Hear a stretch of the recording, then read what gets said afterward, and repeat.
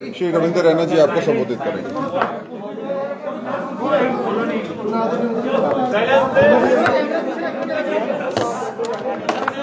सभी मीडिया के बंधुओं का भारतीय जनता पार्टी के कार्यालय में हार्दिक स्वागत है। साथियों, जैसा कि आप सब जानते हो कि 24 जून को नई दिल्ली में माननीय प्रधानमंत्री नरेंद्र मोदी साहब द्वारा जम्मू कश्मीर के संदर्भ में जो सर्वदलीय बैठक बुलाई गई वो बहुत अच्छे तरीके से संपन्न हुई। उस बैठक में जम्मू कश्मीर से 14 बड़े राजनीतिक नेताओं ने भाग लिया। माननीय प्रधानमंत्री नरेंद्र मोदी साहब ने जम्मू कश्मीर के अंदर जो एक पॉलिटिकल डेडलॉक बना था उसको समाप्त करने का एक बेहतरीन इनिशिएटिव लिया और इस बैठक में जो नेता आमंत्रित थे वो सभी उस बैठक के अंदर आए। भारतीय जनता पार्टी की ओर से यहां मैं स्वयं इस बैठक में शामिल हुआ। वहीं हमारे पूर्व उप मुख्यमंत्री श्रीमान कविंद्र गुप्ता जी और पूर्व उप मुख्यमंत्री डॉक्टर निर्मल सिंह जी ने भी भाग लिया। साथियों, भारतीय जनता पार्टी ने इस ऑल पार्टी मीटिंग जो जम्मू कश्मीर के संदर्भ में बुलाई थी माननीय प्रधानमंत्री जी द्वारा, उसमें जम्मू कश्मीर के राष्ट्रवादी लोगों के, देशभक्त लोगों के वो सभी विषय उस बैठक में रखे जो 70 वर्षों से जम्मू कश्मीर के अंदर हमारे देशभक्त लोग एक मिशन के रूप में काम कर रहे हैं। उन सभी विषयों की चर्चा हमने उस बैठक के अंदर की। हम सब ने माननीय प्रधानमंत्री नरेंद्र मोदी साहब का धन्यवाद किया जो धारा 370 के समापन के बाद जम्मू कश्मीर के अंदर पश्चिम पाकिस्तान के रेफ्यूजियों को अधिकार मिले, गोरखा समाज, वाल्मीकि समाज को अधिकार मिले, दलित समाज को उनके अधिकार दिए गए। जम्मू रीजन के अंदर डेवलपमेंट का, विकास का एक नया दौर शुरू हुआ। 70 साल यहां के जो राजनीतिक दल जो हमेशा सत्ता में रहे उन्होंने जो जम्मू के साथ भेदभाव किया, उस भेदभाव को समाप्त करने का एक संकल्प जो प्रधानमंत्री नरेंद्र मोदी साहब ने लिया, जिसके तहत जम्मू में एम्स, आईआईटी, आईआईएम, बड़े बड़े hydro power projects, ring roads, medical colleges, health infrastructure को ठीक करने के बड़े प्रयास, बड़े बड़े ब्रिजेस और टनल्स, बिजली और पानी की व्यवस्थाओं को सुधारने के बड़े बड़े प्रोजेक्ट्स को मंजूरी, ये सभी वो बड़े कार्य हैं जो जम्मू संभाग के अंदर शुरू किए गए। इसके लिए भी हम सब ने माननीय प्रधानमंत्री जी का हृदय से धन्यवाद किया। वहीं हमने माननीय प्रधानमंत्री जी का आभार व्यक्त किया जो जम्मू कश्मीर की बेटियों को धारा 370 के समापन के बाद यहां अधिकार मिले। जम्मू कश्मीर के अंदर जो शेड्यूल्ड ट्राइब्स लोग हैं, गुजर बकरवाल, उनको राजनीतिक पॉलिटिकल रिजर्वेशन मिला। जो पहाड़ी समुदाय के लोग हैं, जो कि बहुत ही वतन परस्त पहाड़ी कम्युनिटी, रजौरी, पुंछ, बारामूला और कुपवाड़ा के अंदर जो बसने वाले लोग हैं, जो हमेशा हिंदुस्तान का तिरंगा झंडा बुलंद करके भारत माता की जय बोलते हैं, 70 साल यहां के अंदर राज करने वालों ने कभी उन पहाड़ियों की आवाज नहीं सुनी, कभी जम्मू के डोगरों की वो आवाज नहीं सुनी। और माननीय प्रधानमंत्री जी के प्रयासों का यह नतीजा है कि आज 108 से अधिक केंद्रीय कानून जो धारा 370 के चलते जम्मू कश्मीर में लागू नहीं थे, वो सभी कानून आज यहां लागू हो चुके हैं। आज चाहे वो राइट टू एजुकेशन एक्ट है, वो फूड सिक्योरिटी एक्ट है, वो जम्मू कश्मीर में लागू कर दिया गया है। आज anti corruption laws Jammu Kashmir के अंदर लागू हुए हैं, तो धारा 370 के टूटने के बाद लागू हुए हैं। 70 साल यहां प्रिवेंशन ऑफ करप्शन एक्ट लागू नहीं होने दिए, यहां इफेक्टिव कोई इंस्टीट्यूशंस नहीं बनाए गए कि करप्शन को कैसे खत्म करेंगे। लेकिन आज जब धारा 370 का समापन हुआ तो वो सभी एक्ट, वो सभी कानून जो देश के पार्लियामेंट ने बनाए हैं और भ्रष्टाचार विरोधी कानून हैं, वो जम्मू कश्मीर के अंदर लागू हुए। आज नेशनल ह्यूमन राइट्स कमीशन का ज्यूरिडिक्शन जम्मू कश्मीर में पहुंचा है। National commission for women, national commission for scheduled caste and scheduled tribes को जम्मू कश्मीर में एक्सटेंड कर दिया गया है। ये सारे ऐतिहासिक निर्णय धारा 370 के समापन के बाद हुए। हमने माननीय प्रधानमंत्री नरेंद्र मोदी साहब का हृदय से धन्यवाद किया जो पंचायती राज कानून को और उस सारी व्यवस्था को पूरे जम्मू कश्मीर के अंदर लागू किया गया।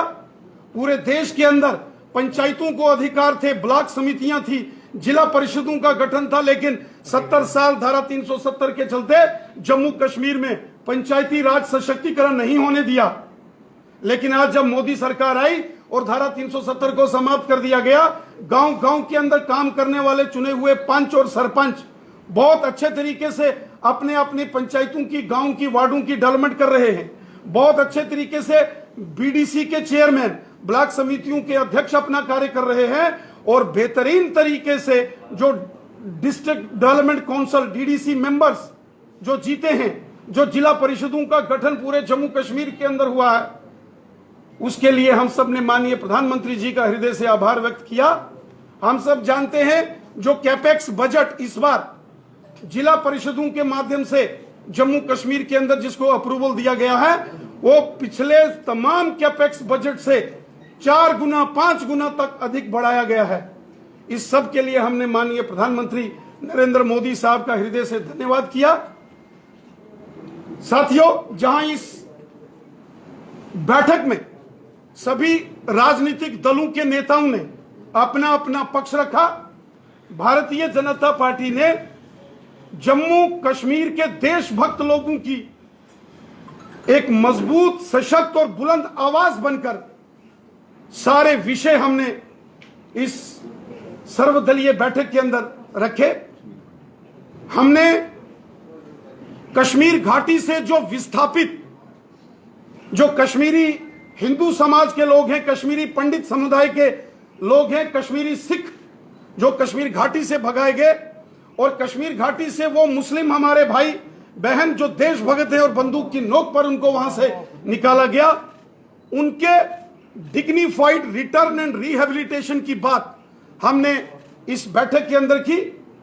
हमने माननीय प्रधानमंत्री जी से निवेदन किया कि एक कमेटी का गठन किया जाए, एपेक्स कमेटी हो, एपेक्स बॉडी, जिसमें कश्मीरी पंडित समुदाय और सिख समुदाय के जो कश्मीर से विस्थापित कुछ प्रतिनिधियों को रखा जाए और कश्मीरी हिंदू समाज, कश्मीरी पंडितों की सुरक्षित और सम्मान कश्मीर घाटी वापसी पर चर्चा करके रोड मैप तैयार किया जाए। और वहीं हमने पाकिस्तान के कब्जे वाले जम्मू कश्मीर से जो विस्थापित लोग हैं, जो पीओजेके के रेफ्यूजीज हैं, 1947 के, 1965 के और 1971 के रेफ्यूजीज के सभी विषयों को हमने उस बैठक में रखा। हमने डिलिमिटेशन प्रक्रिया को, जिसको शुरू किया गया है और जो प्रक्रिया चल रही है, उसको तेजी से कंप्लीट करके जम्मू कश्मीर के अंदर डिलिमिटेशन पूरा हो और कानून और न्याय संगत वो डिलिमिटेशन हो, जहां सबको इंसाफ मिले और कानून के हिसाब से हो। क्योंकि इसके पहले जब भी डिलिमिटेशन हुए, सीटों की हदबंदी की गई, उसमें कहीं ना कहीं अगर हम सारे डेटास को और सारे ज्योग्राफिकल परिस्थितियों को देखें तो पुराने सरकारों के दौर में बहुत धांधलियां हुई, और वो जिक्र भी हमने माननीय प्रधानमंत्री जी के समकक्ष रखा। और हमने प्रधानमंत्री जी से निवेदन किया कि डिलिमिटेशन की प्रक्रिया अच्छे से संपन्न हो, डिलिमिटेशन कमीशन को जम्मू कश्मीर के हर वर्ग और व्यक्ति के साथ इंसाफ करना है। और वहीं हमने पाकिस्तान के कब्जे वाले जम्मू कश्मीर के लोगों के विषय में भी माननीय प्रधानमंत्री जी से निवेदन किया कि पाकिस्तान के कब्जे वाला जम्मू कश्मीर भी भारत का, हिंदुस्तान का हिस्सा है। जिसमें लद्दाख यूनियन टेरिटरी के साथ आने वाला गिलगित और बल्टिस्तान वो क्षेत्र भी है। ये सब भारत भूमि के भाग हैं, ये हिंदुस्तान के हैं, वो हमारी मातृभूमि के हिस्से है, जिसमें गिलगित, बल्टिस्तान, मुजफ्फराबाद, मीरपुर, कोटली, भिंबर, बाग, पलंदरी, देवा, बटाला और नीलम वैली जैसे क्षेत्र हैं। ये सारे भारत के क्षेत्र हैं, लेकिन वर्तमान में पाकिस्तान के नाजायज कब्जे में हैं। वहां के लोग हिंदुस्तान के नागरिक हैं, वो लोग भी इंडियन सिटीजन्स हैं, हमको उनकी भी चिंता करनी है। और जम्मू कश्मीर विधानसभा में जो 24 सीटें जो आरक्षित हैं पीओजेके के लिए, उसके विषय में जो 1947 में 1/3 ऑफ द पॉपुलेशन माइग्रेट करके जम्मू कश्मीर में आई है, इसी के प्रपोर्शन कुछ सीट्स पीओजेके के रेफ्यूजीज के लिए जो है वो रखी जाएं। चूंकि ये सारा मामला अब डिलिमिटेशन कमीशन के ज्यूरिडिक्शन में है, उनके तत्वाधान में होगा, तो हम ये सभी विषय डिलिमिटेशन कमीशन, जिसके चेयरमैन जस्टिस देसाई हैं, उनके समकक्ष भी रखने वाले हैं। इन सभी विषयों पर भारतीय जनता पार्टी ने अपना पक्ष रखा। जम्मू कश्मीर की जनता के वो सभी महत्वपूर्ण विषय हमने इस सर्वदलीय बैठक के अंदर पूरे जोर शोर के साथ रखे हैं। पूरा रिप्रेजेंटेशन बना के हमने माननीय प्रधानमंत्री जी और माननीय गृह मंत्री जी को सौंपा है, और हमें विश्वास है और माननीय प्रधानमंत्री जी ने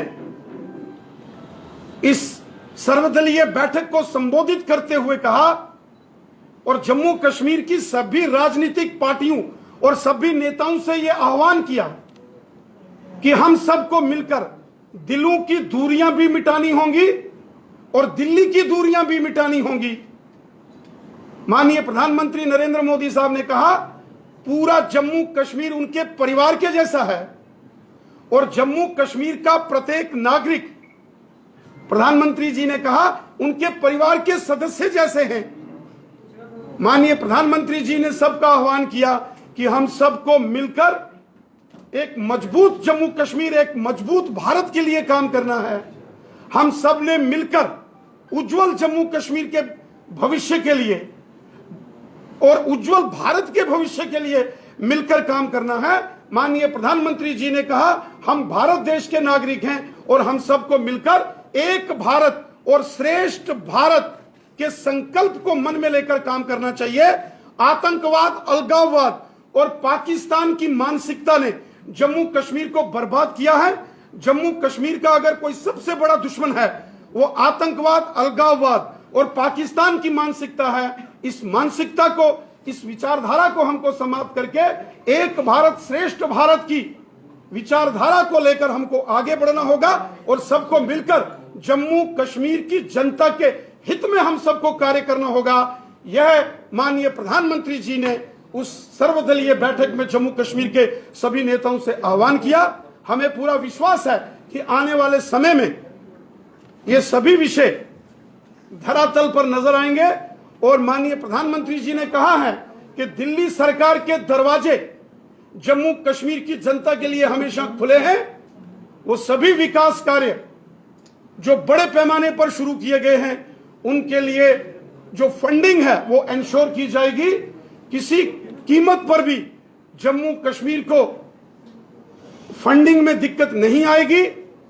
जम्मू कश्मीर के विकास कार्यों को तेजी से आगे बढ़ाया जाएगा और एक नया जम्मू कश्मीर, उसका निर्माण, एक मजबूत जम्मू कश्मीर, उसका निर्माण हम सबको करना है।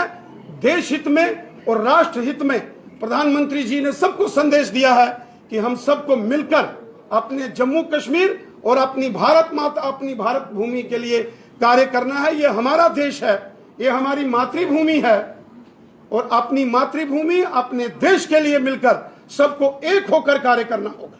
राणा जी, आप सवाल उठा रहे हैं कहीं ना कहीं इन तमाम आतंकवादियों पर या फिर अलगाववादियों पर, लेकिन महबूबा मुफ्ती कह रहे हैं जब तक 370 की बहाली नहीं होगी मैं चुनाव नहीं लड़ूंगी। लोकतंत्र की दुश्मन बन रही है। मरावन जी आप भी पूछिए, पूछ लीजिए। रविंद्र जी, फारूक अब्दुल्ला और उमर अब्दुल्ला दिल्ली से जब श्रीनगर पहुंचे हैं तो उन्होंने अपनी लाइन दोबारा चेंज कर दी है। उन्होंने कहा है कि राज्य में पहले जो है वो पहले स्टेट हुड रिस्टोर होना चाहिए, उसके बाद चुनाव और फिर डिलिमिटेशन की बात होनी चाहिए। माननीय प्रधानमंत्री जी की इस सर्वदलीय बैठक में जम्मू कश्मीर को पूर्ण राज्य के दर्जे के संबंध में भी चर्चा हुई और इस विषय पर बोलते हुए हमारे देश के माननीय गृह मंत्री श्रीमान अमित शाह साहब ने स्पष्ट किया है कि जब धारा 370 पर पार्लियामेंट में चर्चा हो रही थी 5 अगस्त 2019 को, उस वक्त माननीय गृह मंत्री अमित शाह साहब ने कहा था कि जम्मू कश्मीर को अभी केंद्र शासित प्रदेश यूनियन टेरिटरी बनाया जा रहा है और भविष्य में जब जम्मू कश्मीर के हालात सामान्य हो जाएंगे, परिस्थितियां ठीक हो जाएंगी, तो जम्मू कश्मीर को पुनः राज्य का दर्जा बहाल किया जाएगा। और माननीय प्रधानमंत्री जी ने भी राष्ट्र के नाम जब अपना संबोधन दिया था, उन्होंने भी कहा था कि जब परिस्थितियां सामान्य हो जाएंगी तब जम्मू कश्मीर को राज्य का दर्जा बहाल कर दिया जाएगा। रही बात कुछ नेताओं की जो सर्वदलीय बैठक में थे और जिन्होंने कहा कि अगर जो धारा 370 के ख्वाब देखकर जी रहे हैं जो लोग, उनके लिए एक बात स्पष्ट है, जिस धारा 370 ने जम्मू कश्मीर में आतंकवाद, अलगाववाद और पाकिस्तान की मानसिकता को जन्म दिया और जिसके चलते लाखों बेगुनाह लोगों की यहां हत्याएं हुई, उस धारा ने जम्मू कश्मीर के लोगों को तकलीफें पहुंचाई हैं। उस धारा को पुनः स्थापित करना अब नेक्स्ट टू इम्पॉसिबल है। कयामत की सुबह तक धारा 370 अब वापस नहीं होगी।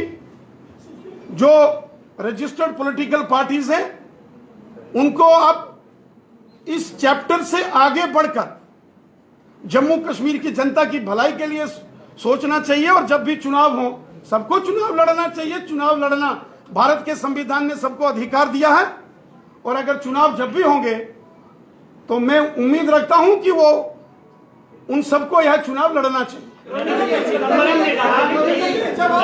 रविंद्र जी, आपने कहा कि माननीय गृह मंत्री ने कहा है कि समय आने पर जो है वो राज्य का दर्जा मिलेगा, लेकिन अब कश्मीर बेस्ड जो सेंट्रिक पार्टियां हैं वो पूर्ण राज्य का दर्जा मांग रहे हैं, जिसमें लद्दाख भी शामिल था, तो क्या वो भी शामिल होगा?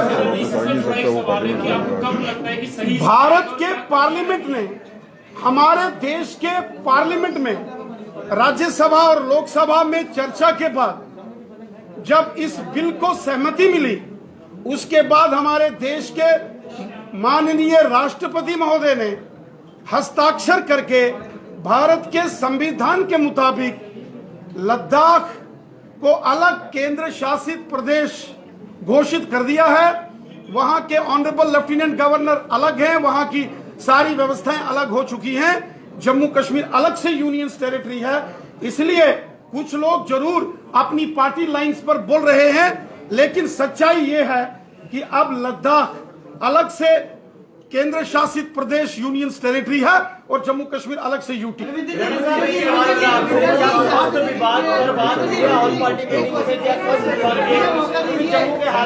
पुरानी सरकारों में भी डायलॉग प्रोसेस होते थे, लेकिन तब आरोप ये लगता था कि वो कश्मीर सेंट्रिक हुआ है। लेकिन 5 अगस्त 2019 को जम्मू को लगा कि बिना डायलॉग प्रोसेस के भी काम चलाया जा सकता है, लेकिन क्या आप मान लिया जाए कि फिर से डायलॉग? माननीय प्रधानमंत्री, चूंकि एक पॉलिटिकल डेडलॉक बना हुआ था, पिछले 2-2.5 वर्षों में एक पॉलिटिकल डेडलॉक जम्मू कश्मीर के अंदर था। माननीय प्रधानमंत्री जी के इस इनिशिएटिव से यह राजनीतिक गतिरोध टूटा है और सभी राजनीतिक दलों के जो नेता हैं वो उस बैठक के अंदर आए हैं, सबने अपनी बात रखी है और अंत में जब माननीय प्रधानमंत्री जी ने कहा कि हमको मजबूत जम्मू कश्मीर और मजबूत भारत के लिए मिलकर काम करना पड़ेगा, हम सबको मिलकर दिलों की दूरियां भी मिटानी होंगी और दिल्ली की दूरियां भी मिटानी होंगी। इसका मतलब स्पष्ट है। प्रधानमंत्री जी ने कहा हम सबको मिलकर जम्मू और कश्मीर की जनता की भलाई के लिए काम करना है। वो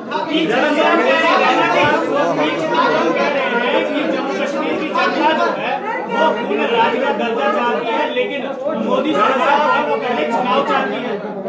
अब जो कांग्रेस के कुछ नेता हैं पी चिदम्बरम हो या कुछ और नेताओं, वो उस बैठक में नहीं थे, लेकिन इस प्रकार के कांग्रेस के कुछ नेता हमेशा राष्ट्र विरोधी बयानबाजी करते हैं। कांग्रेस को इस प्रकार की राष्ट्र विरोधी जो है वो बातों से दूर रहना चाहिए और देश हित में कार्य करना चाहिए। जब भी सेंटर में कोई बात होती है तो मिशन कश्मीर के नाम पर होती है। जम्मू की बात कौन करेगा? वो सभी विषय हमने चर्चा में लाए हैं जो हमने उस बैठक के अंदर उस चर्चा में लाए। भेदभाव होता है वो कम होगा। अगर आप भी जानते हो परिसीमन जो है वो पॉपुलेशन के आधार पर मेजोरिटी पे होता है। 2011 का सेंसस जो है वो नजर में लिया गया है। तो आपको क्या लगता है कि जो आप भेदभाव की बात करते हैं वो कितना सेटल हो पाएगा? जो परिसीमन है, डिलिमिटेशन ऑफ असेंबली सीट्स, जिसके तहत जम्मू कश्मीर में नई विधानसभा की सीटों का गठन होगा, उसका एक सेट नॉर्म्स है। डिलिमिटेशन कमीशन के सामने एक कॉन्स्टिट्यूशनल प्रोविजंस है, उसको अपनाते हुए उनको काम करना है, जिसमें पॉपुलेशन एक कंपोनेंट है। उसके अलावा उस अलग अलग क्षेत्रों की रोड कनेक्टिविटी कैसी है, एक्सेसिबिलिटी कैसी है, टोपोग्राफी कैसी है, एक्सट्रीम हिलीज हैं या कम हिली एरियाज हैं, टेरेन कैसा है, वहां के अंदर बेसिक जो फैसिलिटीज हैं, health facilities, school educational facilities, उनकी क्या व्यवस्थाएं हैं। ऐसे अनेक पैमाने हैं जिनके आधार पर वह रिपोर्ट डिलिमिटेशन कमीशन ने तैयार करनी है। उसमें पॉपुलेशन एक कंपोनेंट है, लेकिन अन्य 4 कंपोनेंट भी बहुत महत्वपूर्ण हैं, जिनको लेकर वो डिलिमिटेशन कमीशन अपना सभी विषयों को करेगा।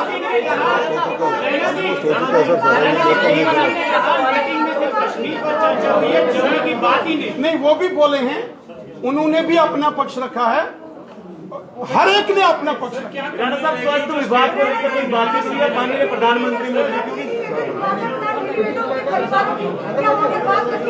स्वास्थ्य विभाग की ओर मैं आप सबका हृदय से धन्यवाद करता हूं। आप सभी यहाँ, थैंक यू।